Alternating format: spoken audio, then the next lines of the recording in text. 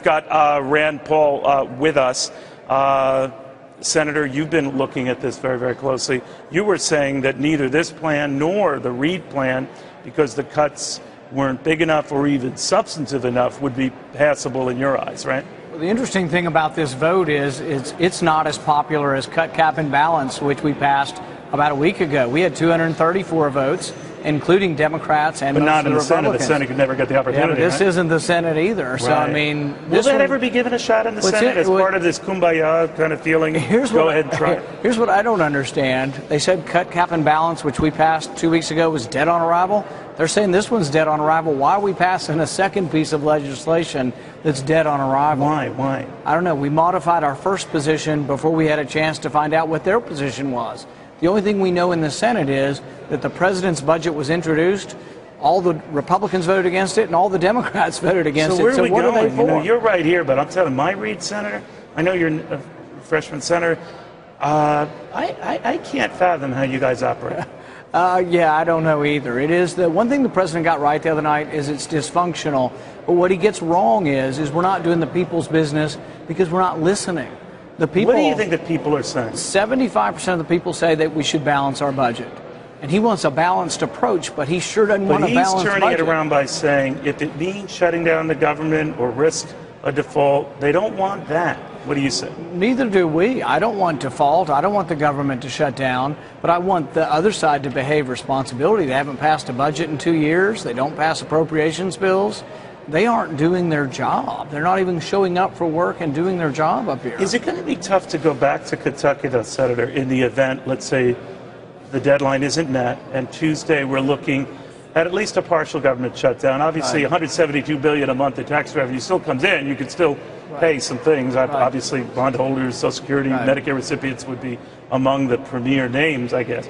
But how's that going to go down? Well, one, I think they will raise the debt ceiling before then. But if they didn't, I think the president really ought to be ashamed over the last couple of months for scaring people. I mean, scaring senior citizens and telling them they might not get their check, that's just irresponsible.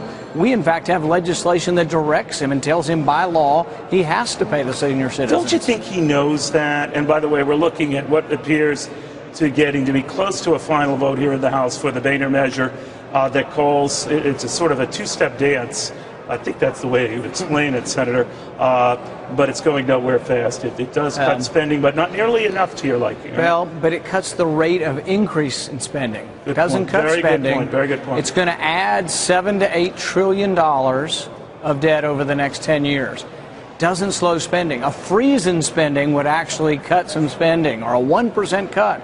This is an increase in debt and an increase in spending every year, and it's not going to help the country.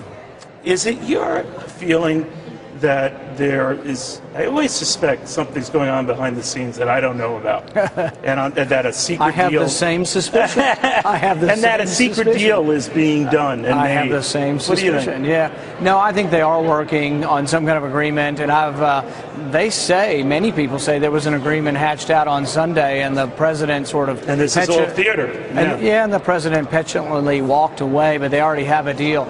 I think there's no chance the debt ceiling doesn't go up, and I think the marketplace knows that. But does it go up on Tuesday? I think it does. It goes up before then. But the interesting thing is everybody saying, oh, well, the marketplace went down 500 points in the last week.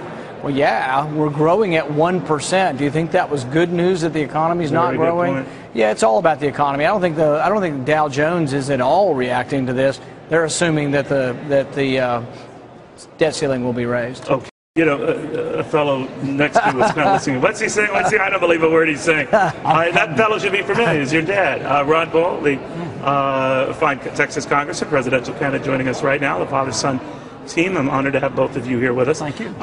Congressman, the senator, your son, was saying pretty much I know what I've heard you say, and that is this is probably going nowhere fast. But bottom line, both of these measures that are being contemplated, the Harry Reid measure, this measure, don't cut spending enough, don't get serious enough, and therein lies the problem. What do you say? Yeah, matter of fact, it doesn't really cut anything. I've just seen another report out that actually spending next year is going up $1 trillion. So that made me suggest maybe we ought to just freeze the budget. That would be a good way to shrink the budget too.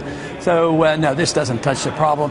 And My argument has been that it's not a budgetary problem per se, it's a government philosophy problem. As long as we think that we can run this entitlement system as we have, and as long as we think we can police the world, this budget doesn't mean anything. But this barely touches entitlement itself. And Republicans, Democrats, I should say, were complaining more that it was actually onerous, and Nancy Pelosi saying that it could compromise life on this planet, as we know. So that vitriol notwithstanding, I mean, if just little minor adjustments in the growth of the entitlements incite this kind of wrath, are we ever going to make progress? It's reason to be pessimistic. I tend to use a word for people who talk that way, and I think it's demagoguery. Because so you think Nancy Pelosi's demagoguery? I think it's on both sides extremely, because it's power in politics, and it's partisanship that I don't enjoy at all, because I want to deal with the philosophy of government, what the role of government ought to be, and what the role of money should be. You know, that's where the real issue is, and it's not tinkering with the budget. I mean, we should do everything we can and emphasize this cutting, but just like you say, you cut a little. Just think of how Paul Ryan got beat up. I didn't support it, but it wasn't enough. But he got beat up. As the Senator pointed out, we're actually talking about the growth, curbing the growth of the spending, not cutting spending. But does it concern either of you right now that whatever deal we do get, obviously the key to success, to get passage or get both sides on board, don't touch those entitlements. Don't look at revenue increases right now, which I guess the two of you might like, but almost make it vanilla.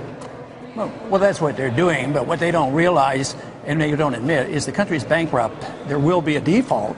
It won't be the kind that they're pretending they're worried about. So you think it's a default is happening? The default is current because people are getting less for their money, and that's how big governments and big countries default. The technical default is not making good on a payment. You think that's inevitable? Oh, well, yeah, and it's morally the same thing, and economically it can be much more damaging. No doubt. But do you think that by the way, this has officially passed to the House. I think I intimated as much, but it has officially passed to the House.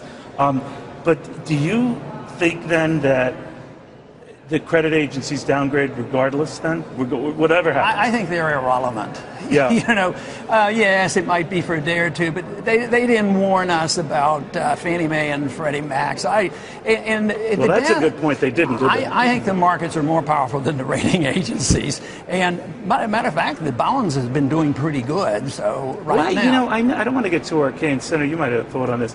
Why is it Treasury markets have been relatively stable? You know, the yield is lower today on 2, 5, 10, and 30-year notes and bonds than it was yesterday.